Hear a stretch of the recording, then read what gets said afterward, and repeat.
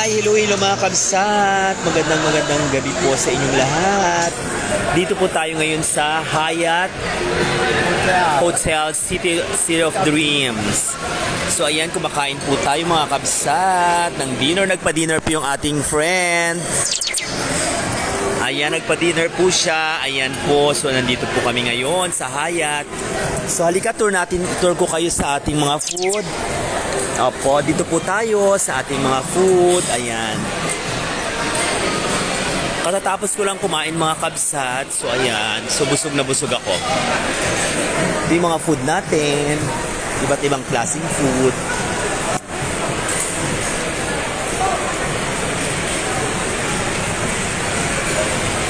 Meron silang spicy beef udon, pork sinigang, marami siya oh. Wow!